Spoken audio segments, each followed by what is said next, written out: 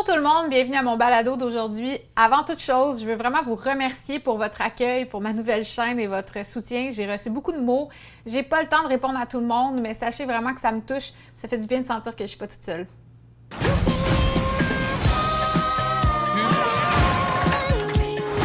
Hurricane Missy's gonna wreak havoc. Do you really want to go home? We like you just the way you are. Oh my God! Aujourd'hui, on parle d'un sujet encore tabou. Ça mérite une mise en garde. C'est un sujet qui est délicat et qui peut être difficile pour les cœurs sensibles. Alors, si c'est trop difficile, sentez-vous bien à l'aise de ne pas regarder la vidéo jusqu'à la fin. Il va y avoir des moments qui vont peut-être être plus difficiles à recevoir que d'autres. Je parle de la pédophilie à Hollywood. The internet changed everything for us. We were quite surprised to find our own children's pictures were being sold on eBay. And you wonder, who wants my kid's picture for $300? Especially a printed picture that we'd send you for free. Aujourd'hui, ce que je veux, c'est montrer un peu le devant la caméra, donc la récurrence de l'hypersexualisation des jeunes dans le divertissement, et derrière la caméra, donc tous ceux qui ont été pointés du doigt pour être des pédophiles. Ça date pas d'hier, hein, ces images-là de bébés torturés. Les Beatles l'ont déjà fait sur une image là, vraiment de très bon goût.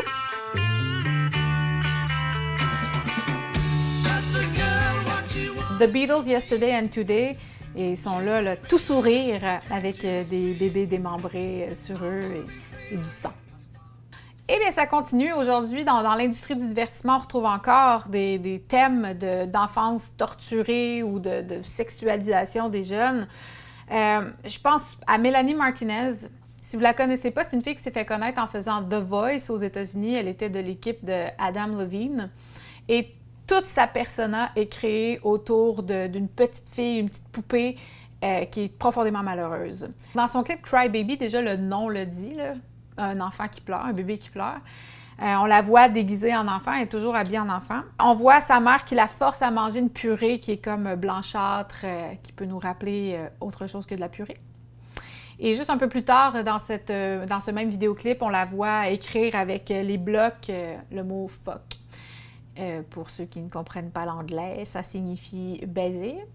Donc, vraiment des choses là, qui vont avec l'enfance, là, ça va ensemble, c'est logique qu'on associe ces mots-là avec une petite fille de 8 ans. Je pourrais analyser tous les clips de Melanie Martinez pour mon thème de pédophilie et d'enfance torturée parce qu'elle est à fond là-dedans. Mais pour donner un autre exemple, dans son clip Dollhouse, on la voit répéter à une petite fille joue avec tes poupées, on va prétendre qu'on est une belle famille parfaite comme on le fait toujours. Donc, ses paroles, c'est vraiment ça, faire assemblant alors qu'on voit que sa mère est alcoolique. Et là, dans cette scène-là que je vous montre, on voit ses trois parents, donc son père, son frère et sa mère, qui s'avancent vers la petite fille qui a peur d'eux, qui essaie de se protéger. Et ils sont très robotiques de la façon qu'ils font, donc sans émotion. Et la scène suivante, la petite fille est complètement changée, puis elle s'aperçoit qu'elle a changé de vêtements. Donc, on peut y supposer qu'on est plus tard dans le temps, puis qu'elle a comme juste oublié ce qui venait de se passer, mais il est permis de supposer qu'elle vient de se faire abuser ou qu'elle vient de vivre de l'inceste. Si on écoute les paroles de la chanson, c'est pas mal ça que ça semble dénoncer. Après, on va parler de ma préf, Miley Cyrus, et je ne veux certainement pas entendre l'argumentaire de « Ouais, mais c'est Miley Cyrus ». Je sais pas pourquoi, à un moment donné, dans la vie, il y a des gens qui deviennent immunisés contre la critique. On leur donne un laissez-passer de vulgarité suprême, puis là, ils peuvent faire ce qu'ils veulent. Donc, dans son magnifique vidéoclip Baby Talk, moi, je peux pas croire que ça n'a pas fait les manchettes, que ça n'a pas été un scandale. On la voit déguisée en bébé et dans plein de positions hyper choquantes. On la voit sucer un biberon. Puis les paroles, puis la façon qu'elle chante, c'est tellement insupportable. Puis toute la vidéo, c'est pour vrai, si ça vous tente d'aller le regarder au complet, allez-y. C'est encore une fois associer un bébé avec la sexualité, puis faire passer ça comme si c'était normal, c'est du marketing, c'est cool. Ensuite, il y a Billie Eilish qui est aucunement hypersexualisée, mais qui est plus dans le thème de l'enfance torturée. Dans le clip Bury a Friend, je mets un petit extrait, là, on la voit se faire planter des aiguilles dans le dos par plein de mains qu'on voit pas les visages, lui déchirer ses vêtements. Donc, ça laisse supposer un viol, ou en tout cas clairement un abus physique. Et c'est amené à un public de jeunes, d'adolescents qui consomment ça. On banalise encore une fois, puis on normalise ce genre d'image-là. Il y a aussi le vidéoclip de Sia, Elastic Heart, qui a fait beaucoup couler d'encre. Elle a dû d'ailleurs s'excuser publiquement parce qu'il y a beaucoup de gens qui avaient trouvé qu'il y avait une référence directe à la pédophilie. Donc, dans la vidéo, on voit la jeune danseuse Maddie Ziegler, qui est sa danseuse qu'elle prend dans toutes ses vidéos, dans Chandelier aussi. Et l'acteur Shia LaBeouf, en tout cas LaBeouf, whatever, comment qu'il le prononce. Donc, on a la petite danseuse de 12 ans et un acteur de 28 ans qui sont enfermés dans une cage et dans une espèce de combat où les deux sont habillés avec des léotards couleur chair, donc qui donnent un peu l'impression qu'ils sont nus. Il faut dire que c'est quand même assez choquant, même si on peut reconnaître que c'est artistique.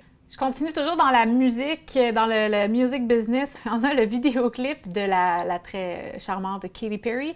J'en ai déjà parlé dans ma capsule sur le satanisme. Donc, Bon Appétit, où ça termine, là, qu'on a une tarte avec des membres de bébés qui semblent sortir de la tarte. Ça va, Katy? Toujours dans la music business, là, puis c'est mon dernier exemple que je vous donne. Justin Bieber, qui a commencé très jeune lui aussi.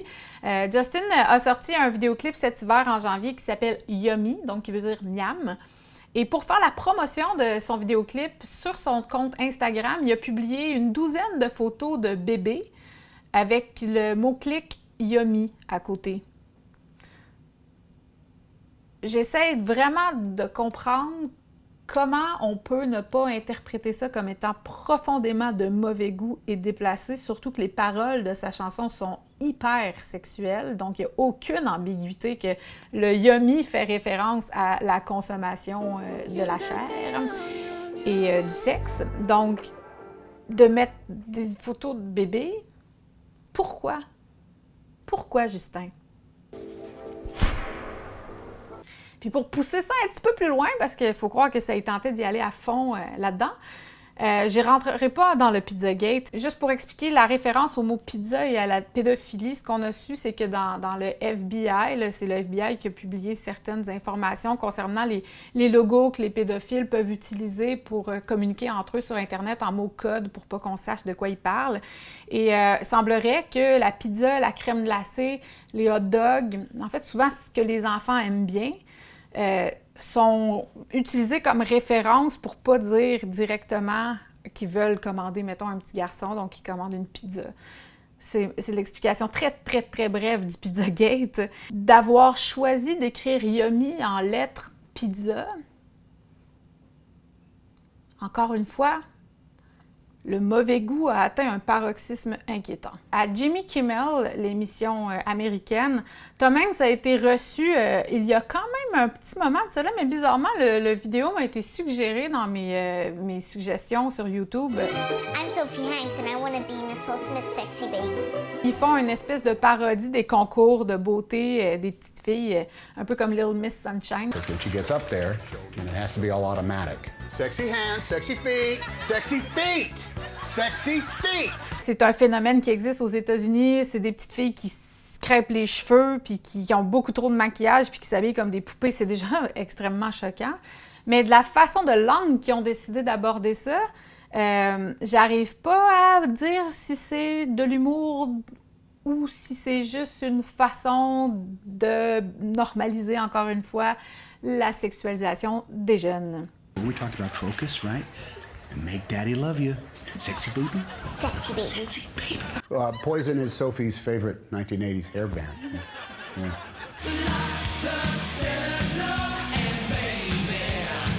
Top dirty to me. Sexy baby!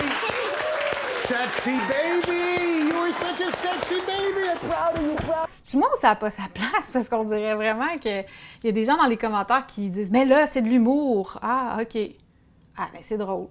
J'avais pas ri de même depuis longtemps. Il y a une série sur Netflix qui s'appelle Big Mouth, donc Grande Bouche. A man can touch another penis. Excuse me? Even kiss one very lightly. Okay. Break, I say, oh, it's fine, I had incest. I don't know, I think the word is cute. Oh, now it's trying to breastfeed. Ooh, it's got a strong latch. I think it's all the extra teeth. Qui se veut pour les adultes, un peu comme South Park, Family Guy et tout ça. Ça parle de la puberté puis du fait que soudainement tes hormones te jouent des tours. Ça aurait pu être apporté d'une façon plus saine et moins vulgaire, mais dans le vulgaire, il se fait pas vraiment pire, je pense. Et là où c'est un peu choquant, je trouve, c'est qu'on parle vraiment de sexualité des enfants. Et là, on voit des enfants de 13 ans, 14 ans avoir une sexualité, donc se masturber ou ce genre de choses-là. Et là, c'est des adultes qui regarderaient ce show-là. OK? Nick is right there, sir. And? What the hell is wrong with me? Nothing. You're a perfectly normal, gross little dirtbag. Now stare at that cat clock and massage your dinger. No, Nick's grandmother gave him that clock. She knew what she was doing. Yeah, she did. Okay. Oh, what a little clock tease. Her eyes are darting back and forth, thinking, meow, meow, who's got the cream? Me, I've got the cream. Yeah. Même si Netflix s'est fait vilipender la première saison parce qu'il y avait clairement une référence à la pédophilie, ça n'a pas duré trop longtemps parce qu'on est rendu à saison 3 puis ça connaît vraiment un franc succès. Il y a une chaîne YouTube qui s'appelle YouTube Kids, c'est plein de vidéos pour les enfants puis les parents mettent leurs enfants là-dessus puis c'est très populaire. Il y a toutes sortes de choses, on y trouve des choses plus troublantes que d'autres.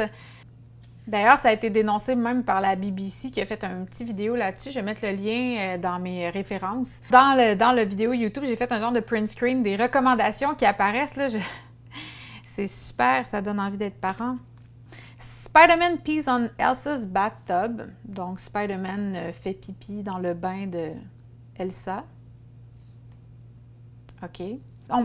Pourquoi il y a le mot « sexy » à côté de Elsa? Et pourquoi il y a toujours quelqu'un tout nu? Pourquoi c'est tout le temps le bain? Pourquoi? Je pourrais aussi poser le pourquoi. Il y a de ces vidéos qui ont des millions de vues. Ça touche aussi l'industrie de la mode sans rentrer dans les gros détails là, pour les Européens qui suivent ma chaîne. Peut-être vous rappelez-vous de Tilan Blondeau qui avait fait le Vogue. Il y a plusieurs années de ça, ça avait fait un scandale. Elle avait 11 ans. Il y avait eu beaucoup de mères indignées là, qui étaient montées aux barricades. Ça suffit à associer, habiller les enfants comme des femmes hyper sexuées. Mais maintenant, Tilan est devenue une femme et elle est un des modèles les plus en vogue pour faire un beau jeu de mots avec la revue dans laquelle elle avait posé.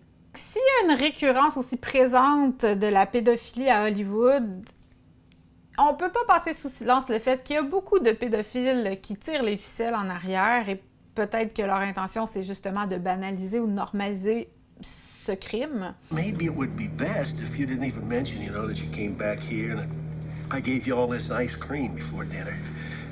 Why don't we just make it our little secret, huh? You know something, Mr. Horton? You're sneaky. Sneaky? Yeah, I'm getting a whole new respect for sneaky. This is what happened in my life. And they didn't know about it. You know something, Arnold? I really like you. I really like you. You and I are gonna have a lot of good times together. Impossible de ne pas parler du documentaire An Open Secret que je vous recommande fortement, c'est très bien fait. Ça dénonce justement la pédophilie à Hollywood avec beaucoup de victimes qui témoignent. C'est touchant, troublant comme documentaire. Ils n'ont pas été capables de se faire distribuer. Il n'y a personne à Hollywood qui voulait les distribuer, donc ils ont décidé de le mettre gratuitement sur Internet. Il est très facile à trouver. I'm one of the founding members of the then Screen Actors Guild Young Performers Committee, now SAG-AFTRA. I mean, are you attracted to young boys? Not particularly, no. This is not a terrible thing unless you think it is. It's just something that happens to you in your life. Well, I don't think it's right for anybody to take advantage of anybody, and I think that it's that whole thing is rotten. What he tried to do to me, and quite frankly, I didn't like what when you tried to have me sleep in your bed and touch me and everything. I hated that too. And that was something unwanted. I shouldn't have done it. And there's no way you can undo that. But... Oh wait, that's when they gave me my first job, right?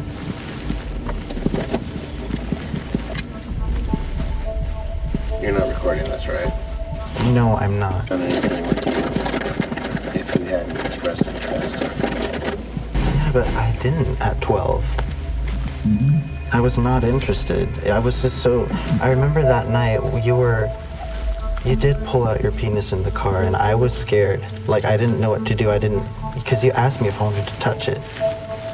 I was in the car, in the van. I'm trying to remember that. I'm trying to remember that. Because that kind of sounds familiar. Dans le documentaire Open Secret, on parle de Bryan Singer. On n'en parle pas beaucoup, mais on en parle déjà, et ce n'était pas la dernière fois qu'on allait parler de lui en référence avec des allégations d'agression sexuelle sur des mineurs. Pour vous dire c'est qui, là, c'est le réalisateur de tous les X-Men, entre autres. C'est lui qui a réalisé Bohemian Rhapsody, le film sur Freddie Mercury, mais il s'est fait sacrer dehors avant la fin pour comportement déplacé, quoi qu'on n'a pas eu plus de détails. Donc, et comme les X-Men sont tournés ici à Montréal, je connais des gens qui travaillent sur le plateau qui m'ont raconté des histoires par rapport à Bryan Singer. Il se ramène vraiment beaucoup des jeunes qui ont l'air mineurs sur le plateau, puis il prend des pauses entre les scènes pour aller dans sa roulotte. On peut imaginer ce qui se passe. Ça n'a pas l'air à empêcher le fait qu'il travaille. Il y a aussi James Gunn qui réalise The Guardian of the Galaxy de Disney. Dans une série de tweets qui sont ressortis il y a 2 ans, il a été mis dehors de Disney. Suite à ça, il y a des acteurs qui ont fait, dont Chris Pratt et plusieurs qui jouent dans The Guardian of the Galaxy, qui ont fait une pétition pour le réengager. Et ils ont gagné leur cause. Alors, il a été réengagé parce que dans le fond, être un pédophile, c'est pas si grave que ça. Surtout pas quand tu travailles à Disney puis avec des enfants. Bon, OK, il s'est pas fait accuser d'être pédophile, mais je vais vous lire ses tweets et vous allez juger par vous-même. Je les lirai pas tous et avertissement, c'est vraiment choquant. J'aime quand des petits garçons me touchent mes parties intimes. Chut. The Expendables était tellement viril que pour vrai, ça me tente même pas de le lire, fait, je vais juste le traduire en texte.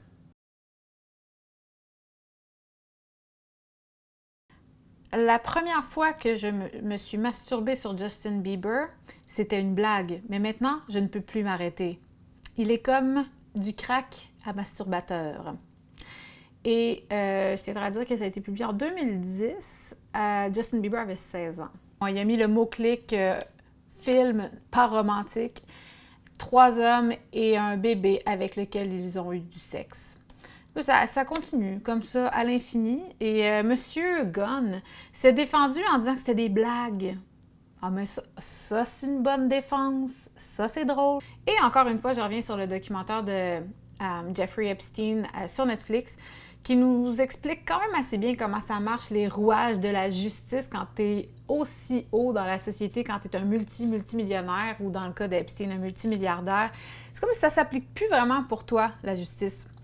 Voilà qui pointe un peu du doigt ou qui met de la lumière sur des zones d'ombre de Hollywood. Après, moi, je fais juste vous montrer mes observations. Vous pouvez tirer des conclusions différentes des miennes. Je trouvais juste que ça méritait qu'on en parle et qu'on ouvre peut-être un peu le débat en tant que société. On a envie que nos enfants soient protégés et aient des enfances saines. Donc, je vous remercie vraiment beaucoup d'avoir regardé jusqu'à la fin. Je sais que c'est un sujet qui peut être sensible pour plusieurs. S'il est sensible pour des raisons plus personnelles, sachez qu'il y a en tout cas au Québec, il y a le Calax que vous pouvez contacter si vous avez besoin d'aide. Et si vous connaissez un enfant qui vit ce genre de choses-là, en tout cas dans la grande région de Montréal, il y a le merveilleux centre Marie-Vincent qui aide les enfants qui sont victimes d'agressions sexuelles. Alors voilà, je termine sur ces 2 références-là et je vous remercie beaucoup d'avoir écouté. À une prochaine fois!